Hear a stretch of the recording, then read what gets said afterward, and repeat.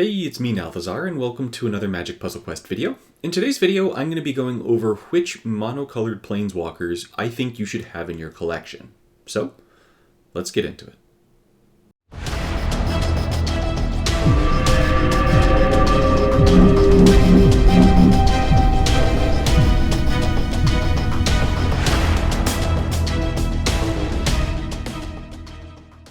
Whether you're watching this during the holiday sale or whether you're watching this some other time, hopefully this video will be a helpful tool for you in deciding which monocolor Planeswalkers you want to pick up that you don't have and add to your collection. This is not my tier list video, although you can see the majority of how I have constructed my tier list for monocolored walkers here in the background. In this video, I'm going to be highlighting only the Planeswalkers that I think really stand out and should be in your collection, in my opinion. I am judging these Planeswalkers and their value on a number of different criteria. They are, one, how well they are going to be able to secure you objectives and win matches. Two, what is their floor? So for some players who don't have really established collections, then these Planeswalkers with higher floors are going to be better for you. Their ceiling, so people who do have more advanced collections or just specific cards can really get more out of these Planeswalkers as a result. How often I'm personally using them in high-stakes events, and how often I'm facing them in high-stakes events. So without further ado, let's get into which walkers I think you need to have in your collection with a few honorary mentions. Let's start with the honorary mentions. Red Planeswalkers, in the monocolor at least, don't really have any that stand head and shoulders above the rest, or really distinguish themselves as must-have Planeswalkers. And so, as a result, there are three red Planeswalkers, mono ones, that I think are better than the rest of the monocolored Planeswalkers. They fulfill different roles. Two of them are very similar. And so I think that they're at the very least worth a look for your collection, whether you're a new player or you're a player that has been playing the game for a while, a veteran. Koth of the Hammer and then the newer Koth, Fire of Resistance, are very similar Planeswalkers. They both have a massive +9 to red, and they're both going to play off of red gems to enable you to get a lot of mana, or at the very least make the most out of your red gem matches. They both have significant drawbacks. Koth Fire of Resistance really wants to build up to the third ability, meaning that this Koth can take a little bit longer to get going. Koth of the Hammer has absolutely phenomenal abilities all the way down the board, and is good from the beginning to the end. However, Koth of the Hammer is only able to put 3 supports in his deck, and that is devastating. With that said, they're both still amazing Planeswalkers. Koth of the Hammer is a hardcore creature aggro deck where you can run higher cost cards very easily. Koth Fire of Resistance, on the other hand, can be run creatureless and do its damage from red matches. They're both good walkers. I think it's worth having one of them in your collection. If you're a newer player, I would target some of the Planeswalkers further along in this list. However, if you do wind up picking up one of these, or you have picked up one of them, I think that they're both very good. The other red honorable mention is Jaya Ballard. This Planeswalker has a tremendous amount of power in her kit. The first ability is going to fetch spells, and it's going to give the first spell in your hand 10 mana. That means that if you already have a spell in your hand, you can just make sure that that's the highest spell in your hand, and then make sure that it gets that 10 mana. Otherwise, what you really want to do with Jaya Ballard is get to her third. That major professional destruction token is nasty. Whenever you cast a non-copy spell, you're going to copy the first 2 spells from your library and give them full mana. That means that if you cast multiple non-copy spells in your turn, that the major professional destruction can trigger multiple times, giving you a ton of free mana spells. There are a lot of nasty red spells, and so this can turn into a lot of tempo, a lot of damage, a lot of just however it is you want to build your deck. This Planeswalker gets a lot better when there are really good spells in Standard, and then of course naturally gets worse when there aren't good spells in Standard. Jaya Ballard is a spell-based Planeswalker, so unlike the first Koth of the Hammer, which is a creature-based walker. This one is a spell-based walker. Between Jaya and Koth and other Koth, which one you should pick up is up to you. I think it's definitely worth having one of the three in your collection. I like having monocolored walkers, and if you're going to pick up any monocolored red walker, it should just be one of these three. None of them are the absolute top tier of walkers right now. They all have their drawbacks. However, they also are all able to play effectively in the current meta. The next honorable mention that I want to throw out there is Nissa Worldwaker. This Planeswalker is phenomenal for new players.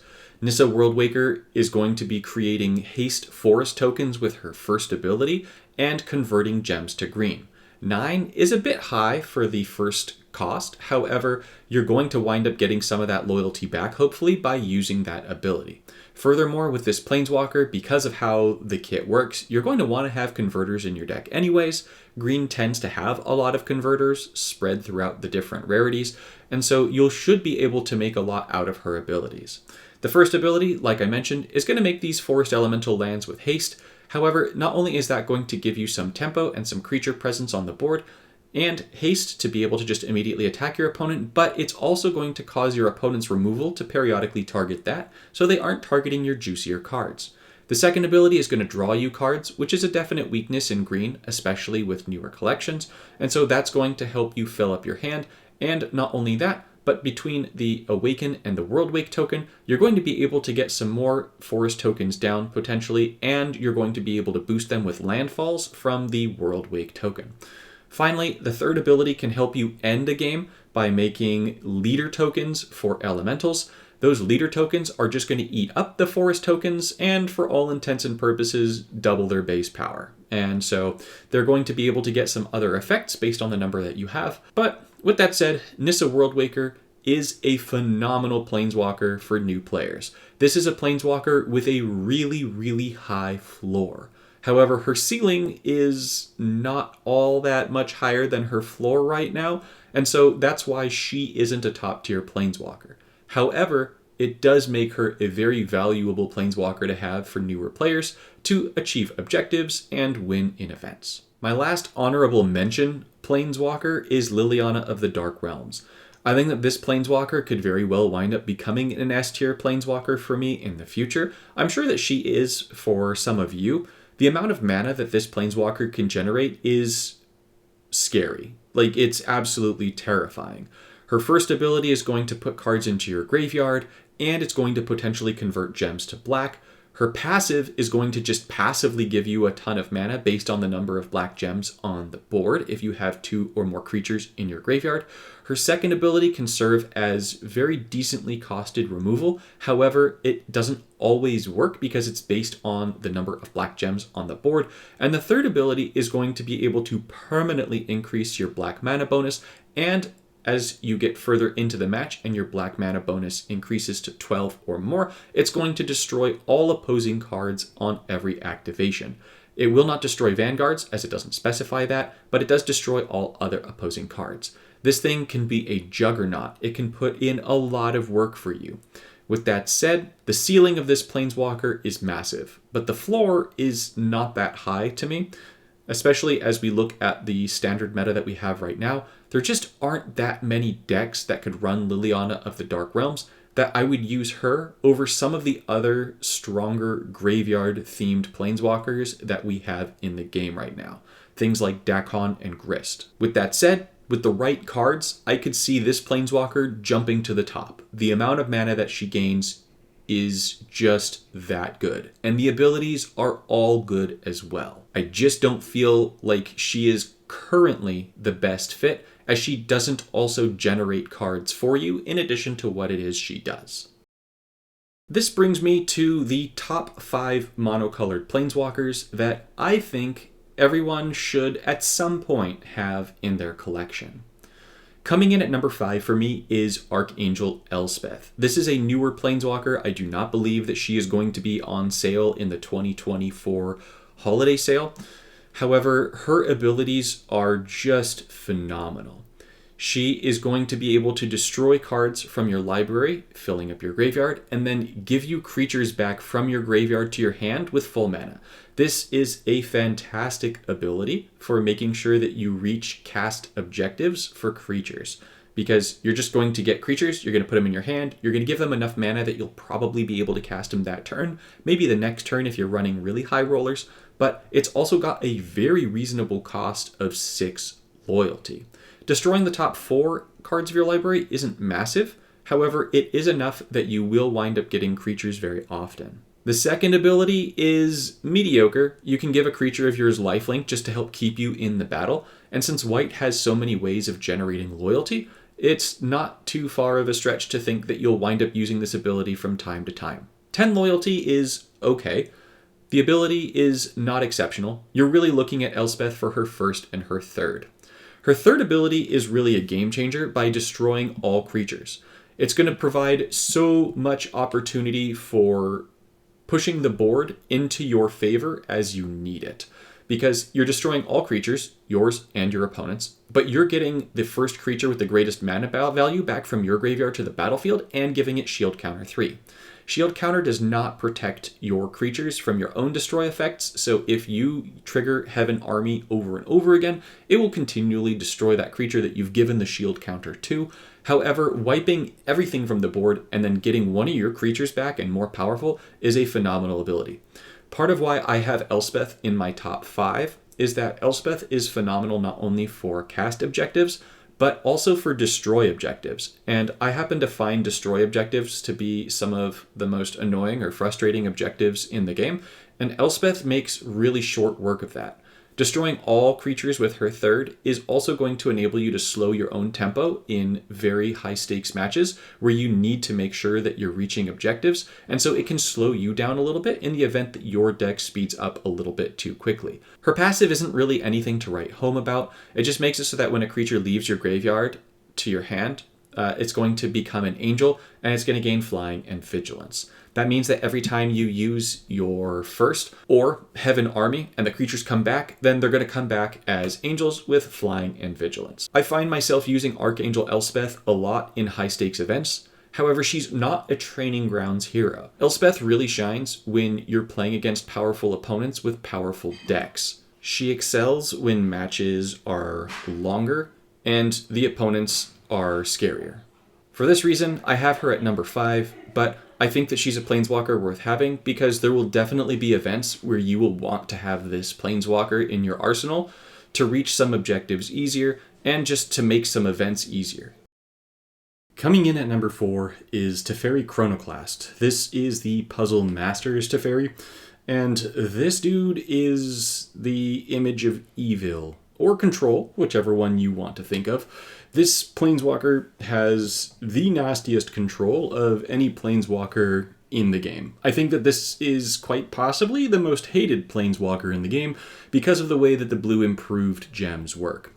Blue improved gems are going to be denied when matched. They're going to restrain the opponent, which is going to lower their mana bonuses. But then not only that, it's going to make these supports on the board that are called time bubbles. The screen is going to look different when your opponent has time bubbles out, and you, the player, do not get to see your opponent's time bubbles. If you match a gem that has a time bubble on it, then the first card with mana in your hand is going to be discarded. And so Teferi Chronoclast is the king of time bubbles. This is a Planeswalker that is definitely not new player friendly. So if you are a new player and you're watching this video and you're thinking, ooh, a blue Planeswalker, I want to get this, just be warned that this Planeswalker is not new player friendly. This Planeswalker is going to shine in conjunction with cards that will also help you deny more gems, namely a mythic from the original Puzzle Master set called Ambiguity. If you have Ambiguity, then you absolutely want to run it with this Planeswalker. Unless you're a good person, and then you probably don't, but maybe there will be times that you'll be frustrated enough with the game that you will. All three abilities of Teferi Chronoclast are relevant. The first one is going to deny 4 gems and then permanently increase the cost of all cards in your opponent's hand. The second ability is going to make a nifty little support, the anti-clockwise token, and it's also going to convert gems to blue and then give you mana equal to the number of blue gems on the board.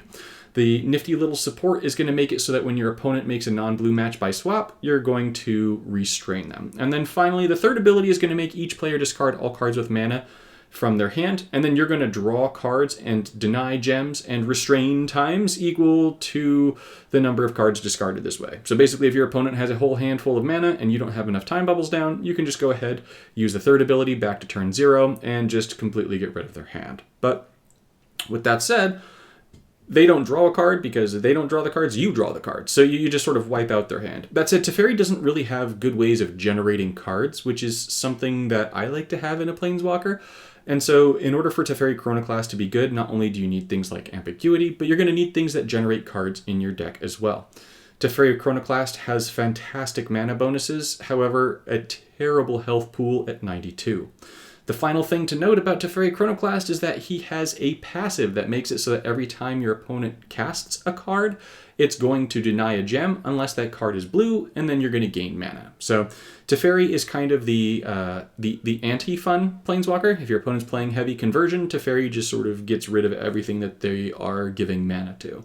If they're playing any other kind of deck and you get ambiguity out quickly, then Teferi just completely dominates. Teferi's effectiveness goes up and down based on ways of fetching enchantments and putting them out on the battlefield, because that is going to make getting ambiguity down more consistent. But really, this Planeswalker is incredible. In at number 3 is Wrenn and Realmbreaker. This Planeswalker has both a high floor and a high ceiling. Just looking at Wrenn's kit is not especially impressive. The first ability is a subpar ability. The second ability is a subpar ability. And the third ability, while converting gems, needs you to have stuff in your graveyard. The real place where Wrenn becomes crazy is a combination of the passive and the support that Wrenn is going to make from the third ability.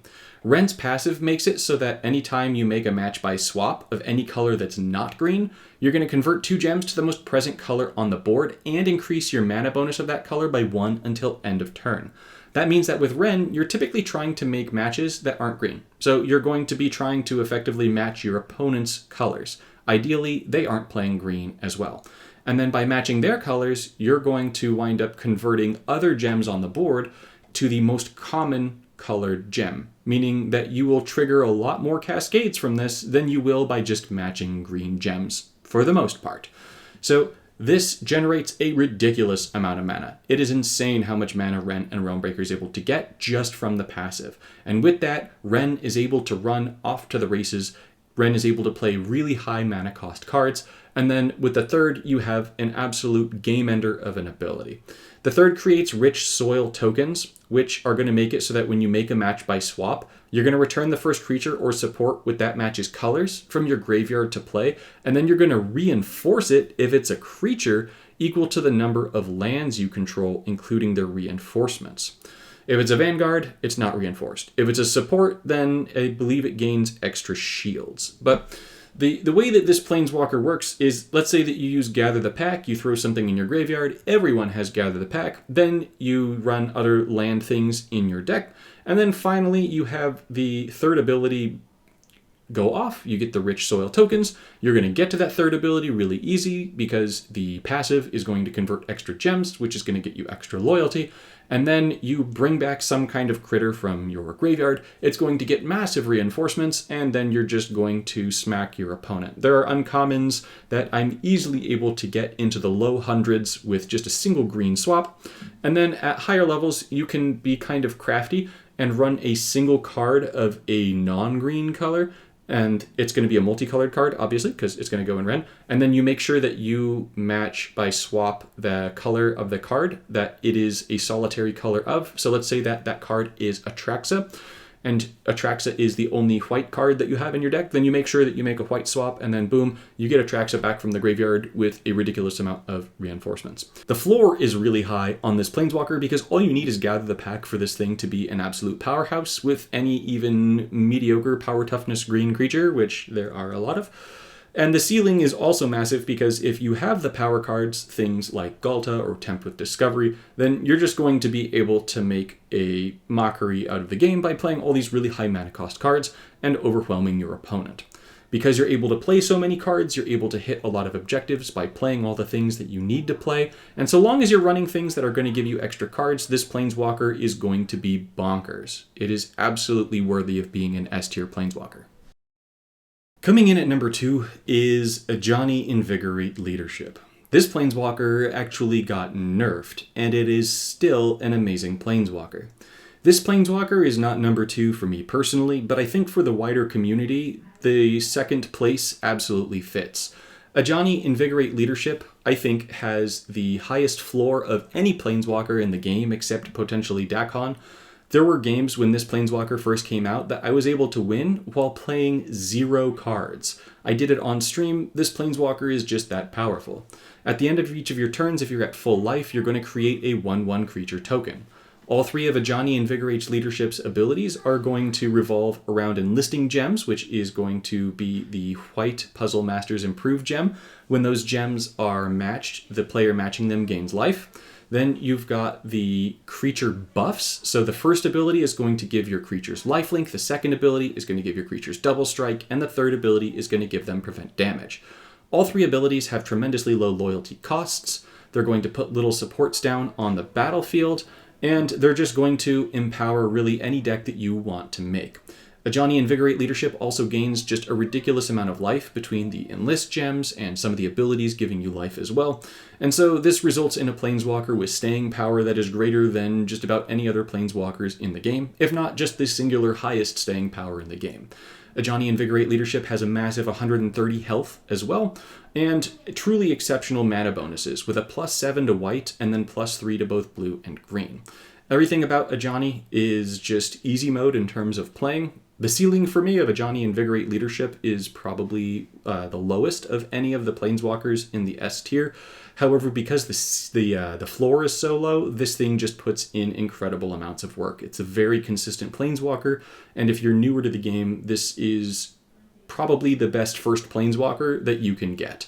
It's going to cost the least in terms of mana crystals because the monocolored Planeswalkers only tend to cost 250 crystals, and the level up requirement is also going to be the cheapest because monocolor walkers only need 80,000 runes to level up to 60. This Planeswalker will carry you through PvE events, PvP events, everything. It is phenomenal. Coming in at number 1 for the monocolor Planeswalkers is probably no surprise, Liliana of the Veil. This Planeswalker competes at a level of a dual color, tricolor, or even colorless Planeswalker. This Planeswalker is nasty. The floor of this Planeswalker is not the lowest, but it's definitely not the highest either. This Planeswalker needs cards that are going to throw a mass amount of cards in your opponent's graveyard, or at the very least a decent amount of cards in your opponent's graveyard consistently to be able to function at maximum effectiveness. Liliana of the Veil really centers around sacrificing life to gain loyalty, and then using that loyalty to make Curse of the Veil tokens. Those Curse of the Veil tokens are going to make it so that whenever a card enters your opponent's graveyard from anywhere, your opponent's going to lose life, and you're going to convert gems equal to the shield count of those Curse of the Veil tokens. Both the second and the third make Curse of the Veil tokens. They both make 4 at a time, and they cost 19 and 25 loyalty. To give you an idea for just how good Liliana is, she is typically able to use her second or her third every single turn, starting the turn that you wind up using the ability.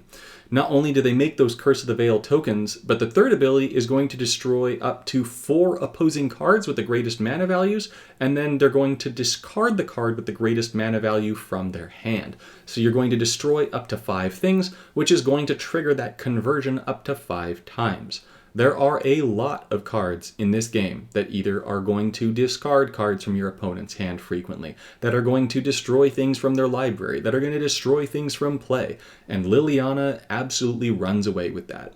I feel like the whole identity of black as a color is to destroy things from library, hand, or the battlefield, and Liliana is the ultimate enabler for the black identity in Puzzle Quest.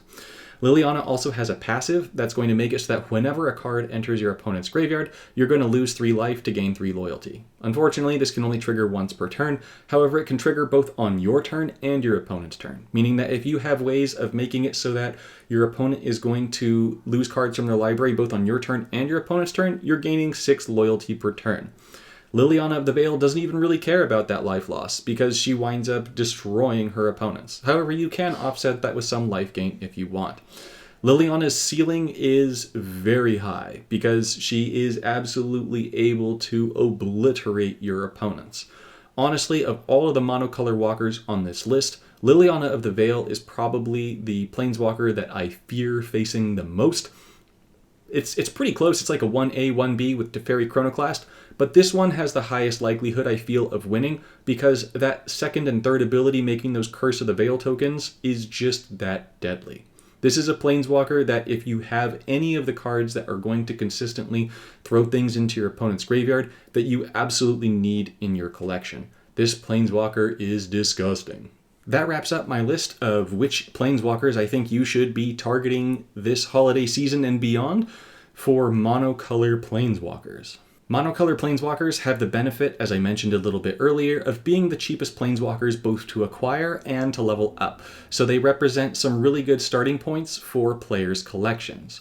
Their downside is that they can only use cards that have their color identity in their cost. So as a result of that, the cards that they can use are more limited. They offset this by typically having slightly more powerful abilities, better mana gains, and the newer ones also have passives. I personally use monocolor planeswalkers a lot in high-stakes events. I use them on weekends. I use them during the week. I love playing with monocolor planeswalkers. Not all of these walkers are available in the holiday sale. However, most of them should be. So in the event that you are missing any of these walkers and after watching this video you want to pick them up, you can pick them up in the holiday sale, or you can just pick them up some other time if you're watching this after the holiday sale. With that, thank you all so much for watching, and I'll see you in the next one.